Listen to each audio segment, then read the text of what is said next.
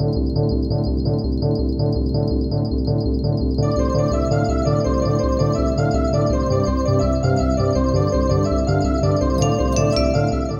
paso á segunda conferencia da mañá a cargo do doutor en Historia Bonaventura Aparicio Casado, que vai falar de ritos de iniciación ao mito da viaxe do heroe ao inframundo. Bonaventura Aparicio Casado foi mestre, doutor en Historia, e profesor xubilado, ensino secundario da UNED en Pontevedra, famoso e coñecido conferenciante, articulista, con multitude de traballos non só de artigos, sino de moitas monografías, un longo traballo de investigación centrado non só na arte rupestre, sino tamén na tradición oral. Eu creo que tivo este gran logro de combinar a parte máis arqueolóxica coa antropolóxica, e reflectir como o patrimonio arqueolóxico tamén é soporte de ideoloxía, de patrimonio material.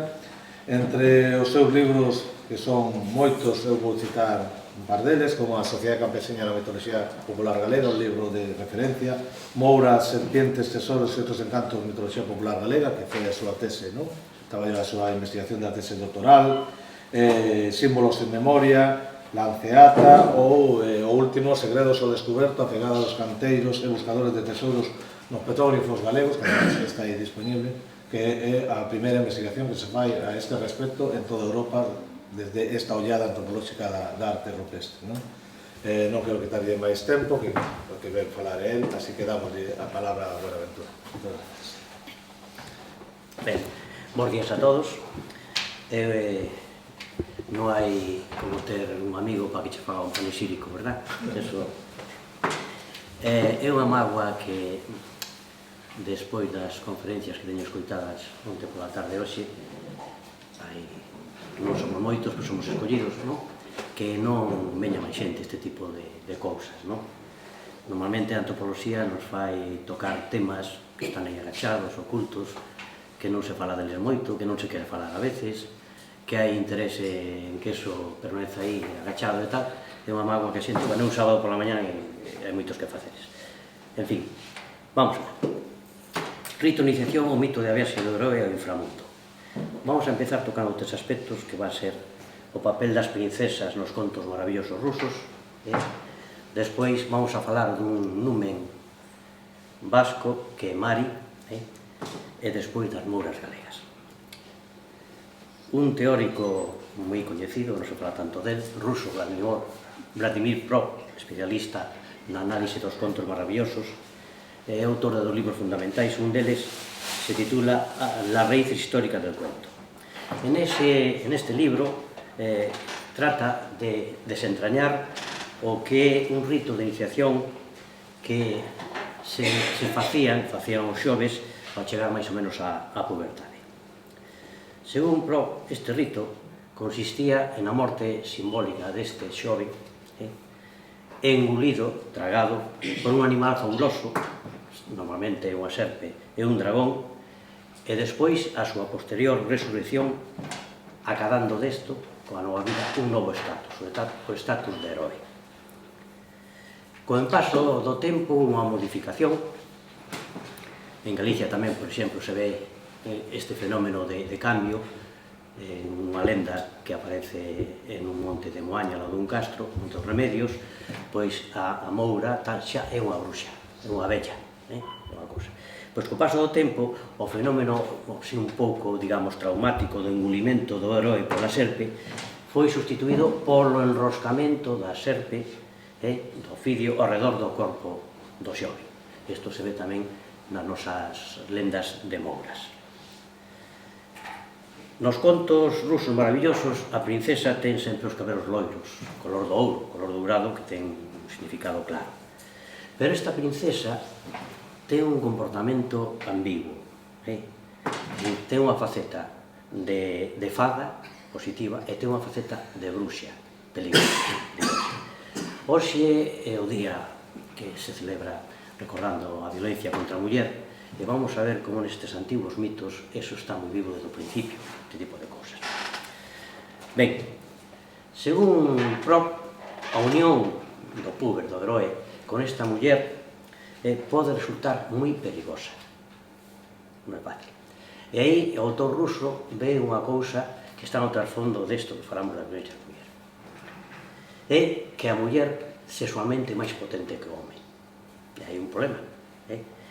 En segundo lugar, está outra cousa que ten a muller, que está na cerna do nacemento do patriarcalismo, do que Andrés Ortiz Osez, a Escola Suiza de Eranos, Freimayer, decían que a antigua concepción, cosmovisión matriarcal, que iba vencellado toda a terra, as forzas tal, hai unha loita aí, que está moi ben personificada no mito de a loita de Apolo coa serpente Pitón, en Delfos. Pitón son as forzas matriarcais da terra da cousa, e Apolo é o deus solar, Apolinio, e a victoria de Apolo sobre a serpente Pitón é o triunfo do patriarcalismo. A partir de aí, digamos, en todos os mitos a muller xa está sometida. E o da descendencia é fundamental porque unha sociedade patriarcal non lle pode deixar nunca de acoller unha cousa tan importante como é o control dos fillos, da descendencia dese fillo que está no ventre da muller, que de máis femininas. Van tentar sempre dominar a muller e controlar a descendencia. De aí ven todo isto que vemos. Pois ben, vamos a ver o da violencia. O heroe, para casar coa princesa, ten que ser capaz de dominar a súa natureza salvaxe, que realmente o sexo. E, según Proc, nos contos rusos, o consigue dándolle unha tremenda paliza con 3 tipos de varas, a máis fina, a máis larga, hasta deixala medio morta. Nos contos galegos, nas lendas galegas, nos almouras, tamén aspecto sexual o demostran metamorfoseadas en serpes. Felipe Criado, escribiu un libro, unha parte, tuvo moito éxito porque, ademais, este investigador lle pon uns títulos moi impactantes. As serpentes galegas, madres contra rameras. A cousa tal. Despois, se quedes, porque que vencello lle dades do de nais e o de rameras. Ben, pois ben, para desencantar as mouras galegas hai varios procedimentos. Un deles é baterlle cun pau no rabo hasta facerlle sangue. E outro máis socorrido é arrincarlle ela. Fala co mozo, vas a un lugar inculto, a natureza salvaxe, de noite, ás 12 da noite, como sempre, a hora liminar, a hora máxica, eu vou aparecer mudada, transformada en serpe. E vou subir polo teu corpo, levando na miña boca un carabel. E ti tes que ser quen de aguantar que eu suba polo teu corpo e me tes que arrincar o carabel coa tua boca. Arrancar un carabel vermello é unha metáfora de exploración. Pois ben, unha vez que a muller sexualmente está sometida a esta explorada, se converte en un ser maravilloso que lle vai a dar ao heroe 3 cousas: felicidade, fillos, tesouro, e, polo tanto, coa descendencia, a creación dunha liñaxe, dunha familia que vai ser importante. Eso é o mito. Os vascos, Barandiarán, o pai da antropoloxía vasca, traballou moito, escribiu moito sobre esta figura mítica, Mari, pero fixades que é unha serie de derivados aí, Mari, Moura, sempre está a M, unha cousa, están ben selladas filolóxicamente estas palabras. E, bueno, para eles falaba dun numen, tal, bueno, pois é a Moura galega, é a nosa Moura. Lamias vascas, xanas asturianas e mouras galegas, prácticamente, en a maioría dos aspectos, son a mesma cousa. Mari xa aparece con un espello na man, peiteándose os seus cabelos con un peite de ouro, exactamente igual que a Moura. Como a Moura está vencellada, como a muller sempre, vencellada ás augas, tamén se transforma en serpe e aparece como a Moura, cando vai construir os megalitos, ven coa lousa enriba a cabeza, mentras que con as mans vai fiando na roca. Sabedes esa tradición galega. Pois Mari fai exactamente o mismo. Decía Andrés Ortiz Osez, un profesor na Universidade de Deusto, bastante peculiar, pero moi inteligente, era matriarcalista, que ese fiar está a representar o fío do destino dos homes. Está fiando o noso destino. Tamén ten unha cova, e nesa cova Mari garda tamén tesoros fabulosos. Como a nosa Moura, concerta encontros cos mozos, que son este rito de iniciación. Cando son superados, nos casos das Mouras, poucas veces son superados, moitas veces o xove non é capaz de aguantar a subida polo seu corpo dunha serpe que din que é arrepiante, noxenta, escapa e provoca unha tragedia. Pois, cando ten éxito, pois, os dous protagonistas, ela deixa de estar nese ambiente salvaxe e tal, se integra na sociedade, é unha persoa normal e acada xunto con mozo a felicidade, o tesouro e a descendencia. Ben, no ano 2011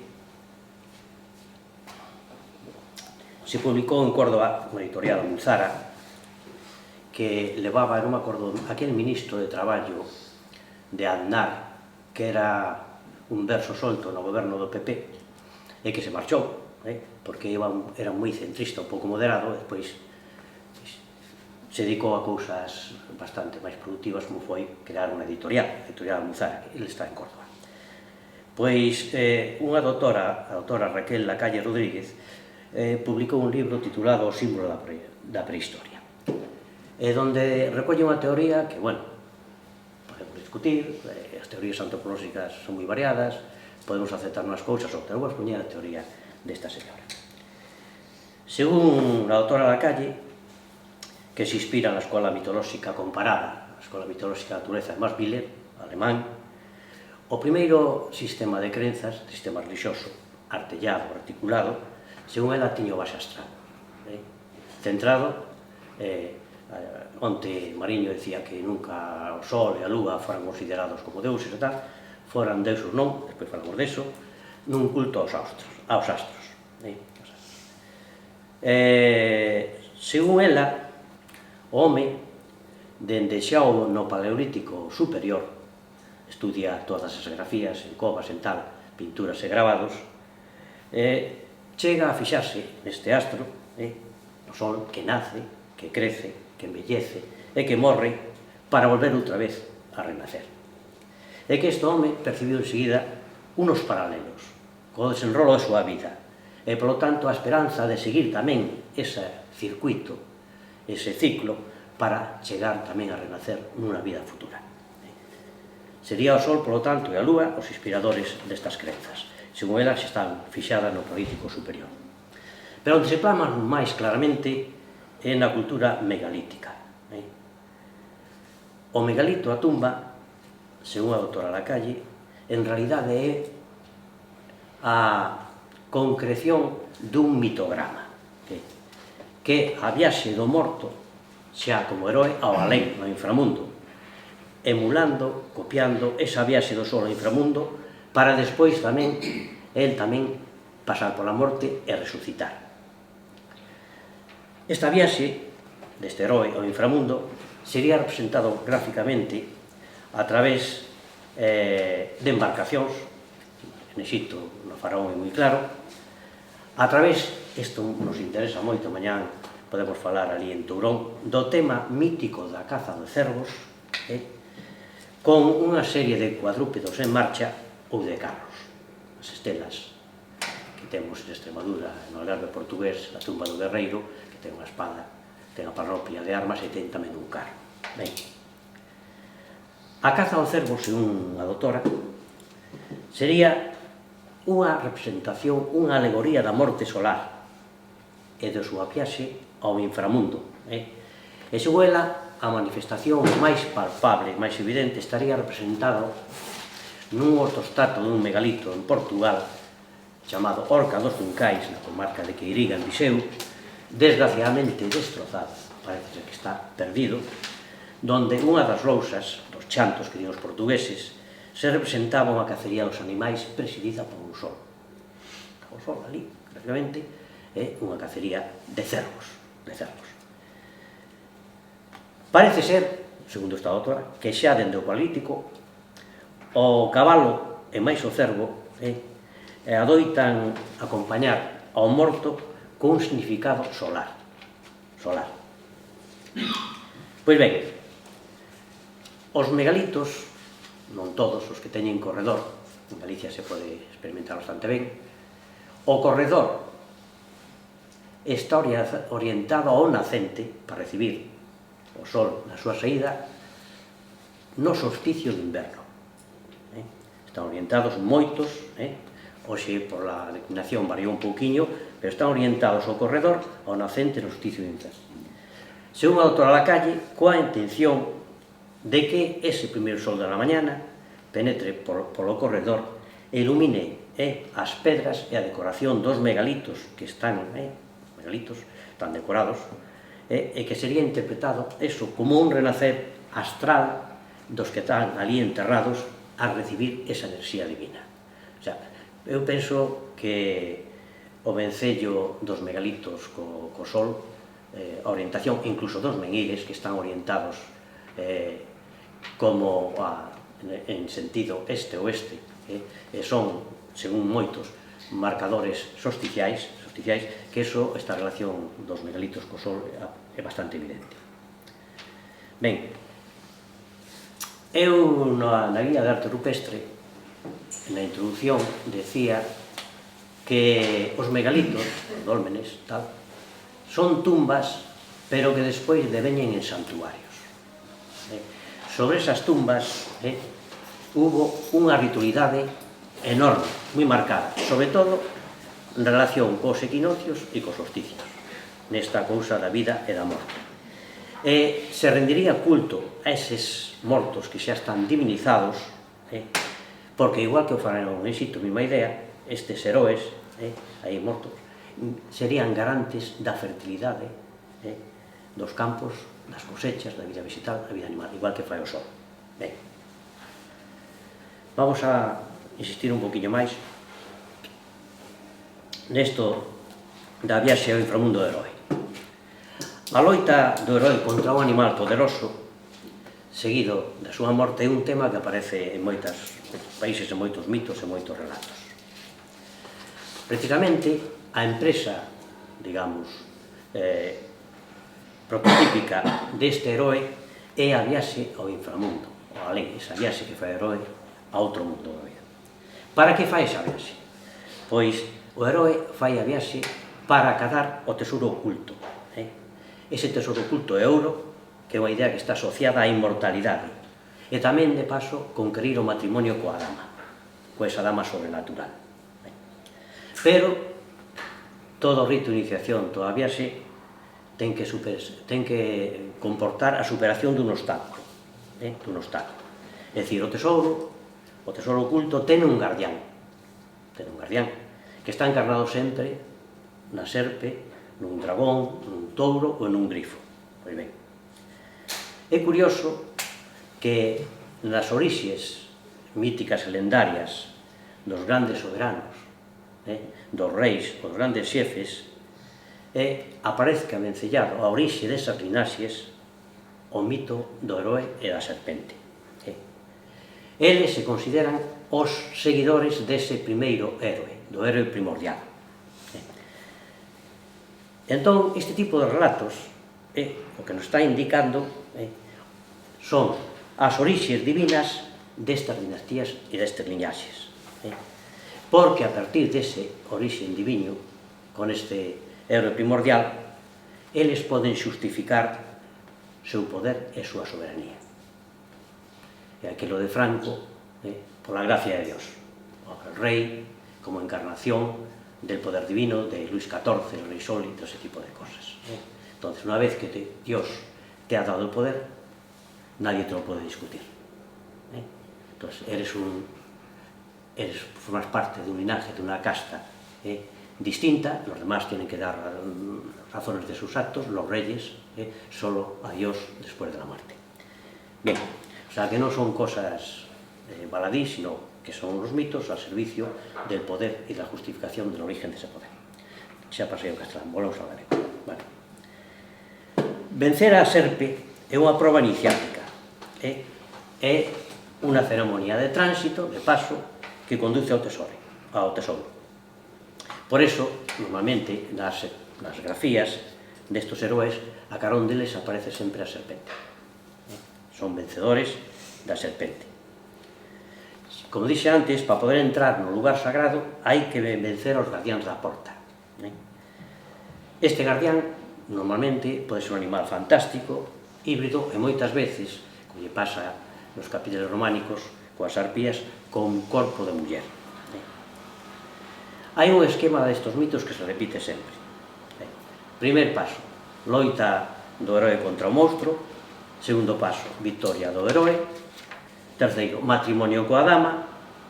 E cuarto e final, acceso ao cargo, á riqueza e ao poder.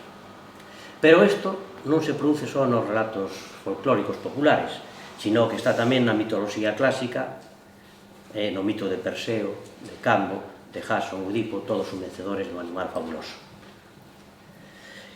Quien iniciou este tipo de estudios sobre este mito foi a doutora Ramona Violán Rivera no ano 1967. Felipe Criado veu despois. E ela recolle este relato, que se produce en moitos sitios, en moita tal, e chega despois a diseñar un esquema básico que é paradigmático para a nosa Moura. Calcar, igualiño. Primeiro, encontro dun home cunha muller sobrenatural. Fada, Moura, Lamia, Mari, quen sexa. En un medio non civilizado, nun medio salvaxe, sempre. En Galicia, no monte, toda a cousa. Nunca é unha vila, unha cidade, un sitio poboado.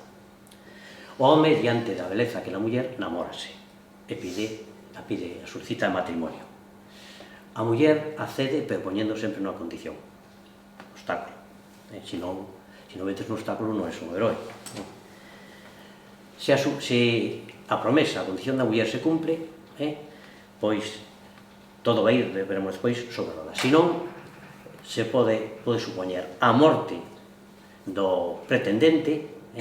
En un relato galego se tira por monte abaixo, por as rocas, a ver que non foi capaz, non tuvo valor, e tamén a Moura sufre tamén su castigo, no caso das mouras galegas, doblaselle o encanto, doblácheme o encanto, fallache, se va a teño que estar outros 100 anos máis aquí, apegado á pedra aquí neste medio hostil.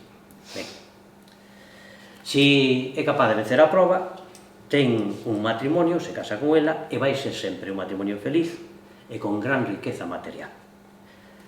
A descendencia desta muller sobrenatural e do home vai ser totalmente humana, vai ser humana, e vai deixar pegadas na heráldica da familia. Ese orixe mítico de un heroe que venceu na serpente está nos Miranda en Asturias e nos señores de Vizcaya. Os señores de Vizcaya teñen esta lenda, este orixe mítico, como prova da súa dignidade. A fada o que está buscando é dotarse de humanidade, pasar do medio salvaxe ao medio civilizado, dotarse de humanidade. Entón, porque normalmente é un ser que nese monte, nesa pedra, está cautivo ou está encantado. A partir de aquí pasa a ser unha persona normal. O trasfondo que hai nestas narracións é a maneira que teñen as familias principais, nobles, poderosas, as grandes liñoses, de reivindicar o seu poder, a súa condición especial de privilexiados a través destes relatos místicos sobre as súas orixes. É un proceso de legitimación do seu poder. Vamos agora a insistir un poquinho máis na configuración do primeiro sistema de crenzas. Segundo esta escola de Max Miller, o primeiro sistema de crenzas baseábase na adoración a unha deusa, chamase a deusa Nai. Bermejo Barrera fixe unha crítica moi grande do abuso que se facía a deusa Nai para todo, e dicía que había que matizarlo moito. Chegou un momento que a deusa Nai justificaba todo. Ben, esta deusa viña a ser unha deusa da natureza. A nosa Moura, claramente, é quizá unha deusa neolítica. Os mitos o que quedan, os rastros o pouco, de unha deusa neolítica da fertilidade, señora da vida e da morte, que está aí, e que queda este relato, no relato da Moura. Segundo a doutora Lacalle, que se de Van Miller, desta deusa, en un proceso manatista, sairían dous emanacións, o Sol e a Lúa. O Sol e a Lúa. Que nas sociedades cazadoras recolectoras do Paleolítico superior, aparecen codificadas e encarnadas baixo formas de animais. Unha sociedade de cazadores e recolectores que vive sobre todo da caza dos animais tenlle que dar a esas figuras astrais unha forma animal. Entón, o cabalo e o cérvido estarían relacionados co sol e o bóvido, os cápridos e tal, forma decrecente coa lúa. Ben, se asume o comportamento cíclico do sol e da lúa, este ciclo de vida, morte, renacemento, tamén se chega a unha concepción cíclica da vida. O culto iría dirixido a que as dúas divindades astrais, tanto o sol como a lúa, sigan sempre, teñan o seu ciclo garantido, porque deles, dese ciclo, que siga sempre, vai depender o renacer de todo o mundo vegetal, animal e humano. Se o sol non volve, a lúa tampouco, non hai vida, todo morre. Por lo tanto, o culto vai estar destinado a esta cousa, que as forzas naturais sigan porque son as garantes da vida. Pero todo eso se vai plasmar na arte, nas grafías, grabados ou pinturas das covas paleolíticas, rocas, nos grabados rupestres, está plasmado esas crenzas. E segundo a autora Lacalle, dende o primeiro momento deses artes das covas, dos grabados rupestres, no caso de Galicia, de arte esquemática, de arte levantina en xeral, esa arte vai ser cousa de especialistas do sagrado. É dicir, dunha figura tipo chamán. Non vai ser calquer tipo do grupo, do clan, da tribu, o que vai facelo. Vai ser un especialista do sagrado. É que, do principio de súa orixe, a arte está unida estritamente a unha función ideolóxica. O mesmo que lle pasa á religión. Non é unha banalidade, non é unha cousa estética, non. Está unida a unha función, a transmisión dunhas crenzas, dunhas ideas moi concretas. A ti o bisonte de Altamira te pode parecer maravilloso, o artista chegou aquí tal, e é verdade, pero eso aí detrás hai unha crenza e unha idea. Ben, segundo a doutora Lacalle, este culto lunisolar, como base desta creencia maratista sostida sobre a figura de Anai na natureza, non desaparecería despois do Pleistoceno, sino que continuaría no Holoceno e chegaría, polo tanto, á arte levantina e tamén a toda a arte esquemática da que sabedes que os petrólifos son unha das súas partes. Os artes grabados rupestres entran dentro da arte esquemática. Pois ben, según a autora Raquel, o fenómeno artístico esquemático da Península Ibérica, que se inicia no Paleolítico final, todo o Mesolítico, e despois abrangue tamén o Neolítico, sería sincrónico, gardaría moitos vencellos coas manifestacións megalíticas. Hai traballos xa que se fai un estudio comparado das grafías dos megalitos en un entorno pechado, cerrado, e das grafías ao aire libre, nos grabados rupestres, ao aire libre. Neses estudios vese que nos megalitos aparecen moitas líneas quebradas, moitas líneas onduladas, que ve serpes, que ve a terra, que ve a auga, moitas cousas así, aparecen soles, aparecen serpes, aparecen machados, etc. E varios destes motivos, evidentemente, tamén os vemos nos grabados rupestres ao aire libre. É dicir, para ela, o sistema de crenzas do megalitismo perviviría no fundamental tamén na época dos petróleos, da arte rupestre.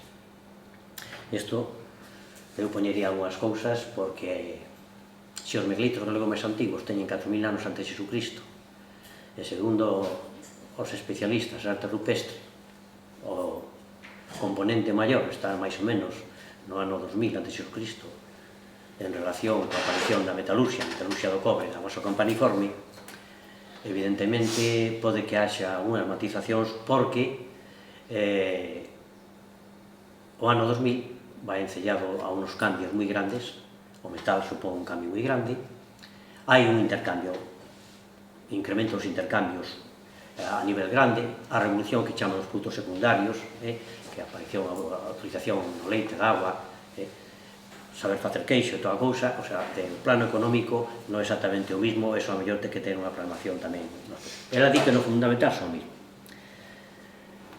É dicir, que os significados esenciais da arte megalítica serían aplicables tamén ás manifestacións esquemáticas, é dicir, ao culto no insular, encarnado, por exemplo, nos cervios, nos équidos, nos bóvidos e as serpentes, como reflexo o trasunto deste concepto cíclico da vida, morte e renacemento. E di unha cousa moi interesante a estudar. Onte falaba Mariño de que Aristóteles facía reflexións moi intelixentes sobre unha serie de cousas, por exemplo, sobre o concepto da serpente. Dende o principio, o cervo, considerado animal solar, aparece sempre como oposto á serpente, ao principio. E despois é unha creencia que expón Aristóteles, e despois tamén historiadores romanos, desta oposición levala a unha enemiga tal de que di que o cervo come as serpentes, e te explican como as acosa e como as mata.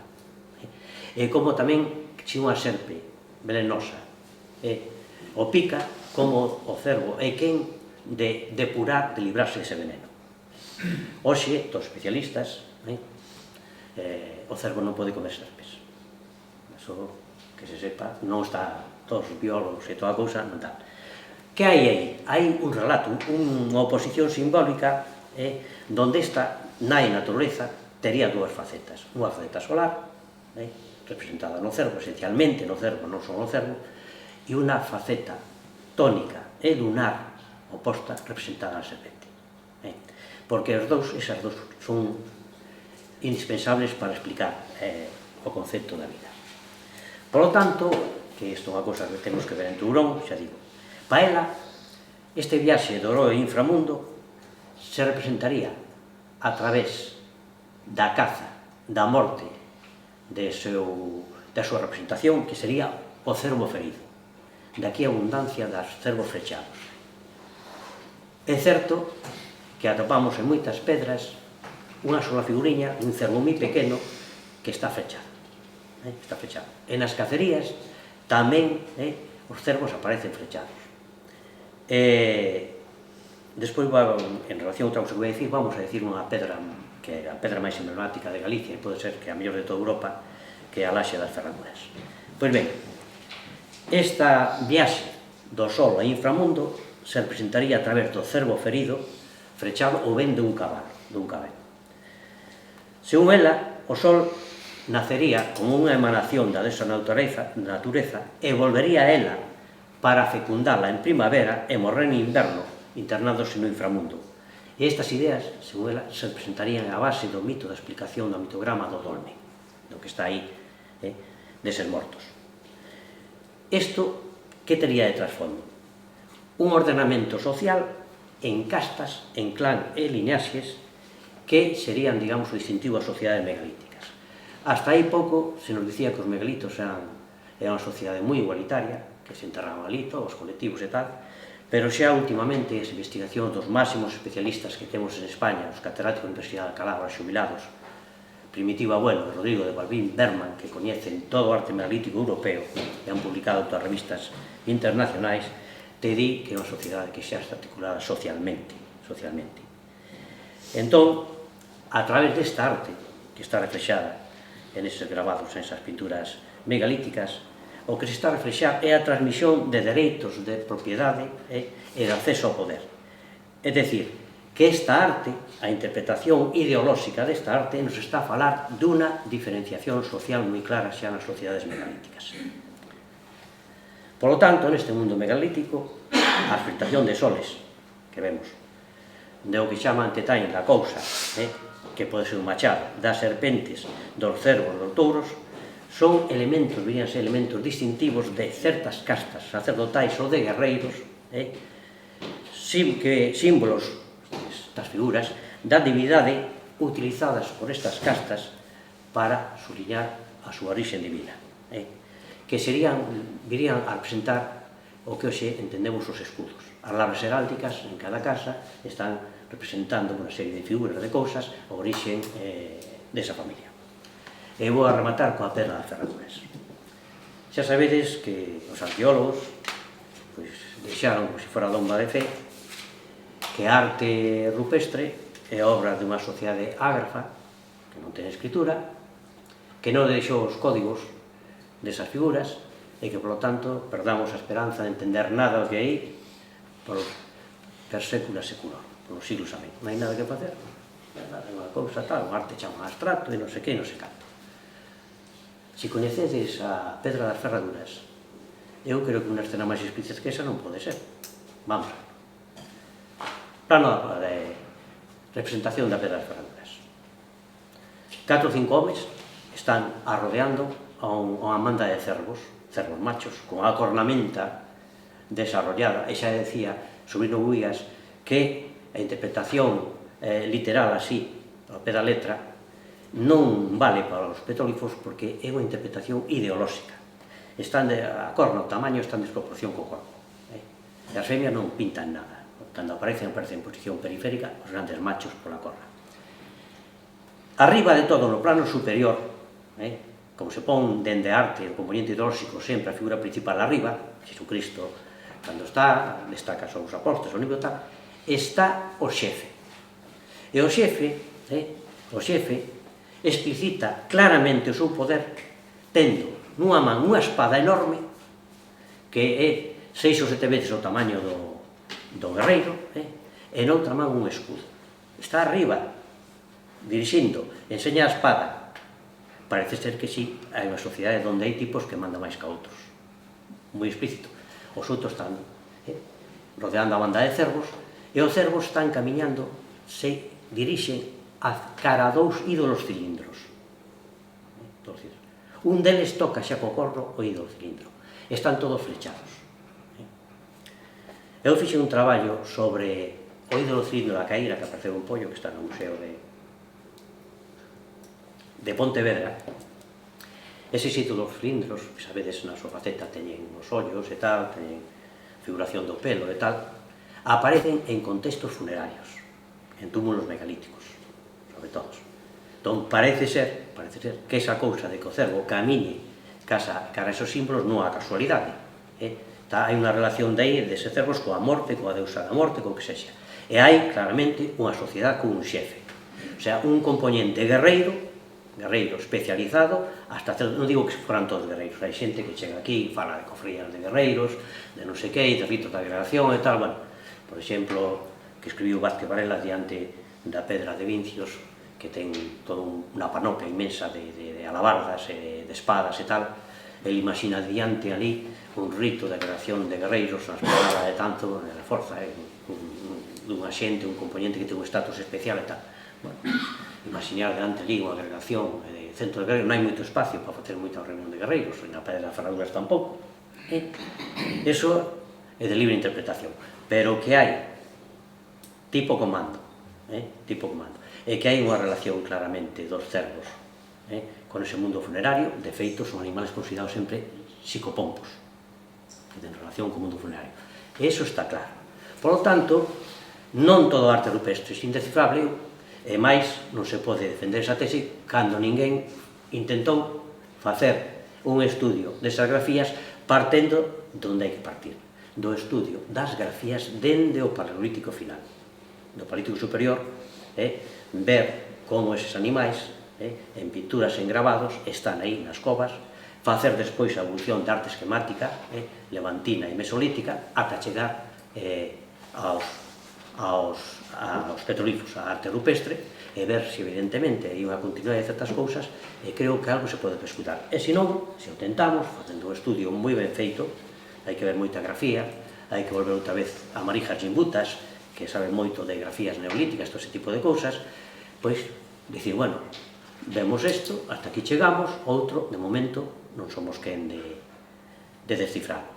Pero eu creo que hai que ser positivo e ver que as excavacións dos poblados desta xente que sabía moi pouco de súa vida material, cada vez se vai sabindo máis e tal, e que creo que a investigación co tempo sempre algo de luz ha de arroxar para que esa suposta indescifracidade que non se pode descifrar dos grabados rupestres sea será en parte, pero creo que hai cousas que si. A doutora esta, pois, o simplifica moito, di, señores, reticulados, líneas articuladas e tal, significación, componente simbólica das aguas, que é moi importante. Círculos e toda a cousa, representacións solares, e toda a cousa. Outro cervo é o mito solar, o viaxe ao inframundo. Bueno, isto eu matizaría moito, que xa digo, 2000 anos de diferencia entre as primeiras manifestacións do megalítico, os anos 4000 a.C., hasta 2000, cos cambios sociais que se tal, penso que algúns matices na religión pode haberos. Pero, bueno, hai que facer ese traballo que está aí, e de momento, como os arqueólogos non están pola labor, non se atreven, teremos que ser aquí os frikis, os que falamos cos chamás e cousas desas, verdad? Pois o que tentemos aí na cousa de que despois dirán que, bueno, sempre haberá cousas así, pero tal, porque isto é moi... tampouco isto se pode coller... Vamos a ver, a investigación non se pode ir con presupostos ideolóxicos matemáticos. Teorema de Pitágoras, se cumpre sempre 2 e 2 son 4. Non, non. Hai que ir con moita humildade, que sabendo que o que vas a atopar vai ser unha cousa moi discutible, que se vai superar dentro de 10, 15, 20 anos, e que, por lo tanto, podes facer unha aportación. Pero creo que camiñar, abrir vías de investigación, que no arte rupestre en Galicia está parado, é que non se di nada novo de hai moitos anos, non se di nada absolutamente novo. Penso que hai que ir con outra mirada, con outra cousa aí, e que iso, de arte rupestre, se queres saber algo, realmente tens que facer un equipo interdisciplinar, levar etnógrafos, levar arqueólogos, por suposto, prehistoriadores e antropólogos. Donde aí, a meter un poquinho de luz, sale. Ora, un antropólogo solo, se non ten o apoio dun arqueólogo, ou viceversa, eso vai nacer ese equipo moi coxo e é difícil que chegue a condicións concluintes. Bueno, pouco os pode.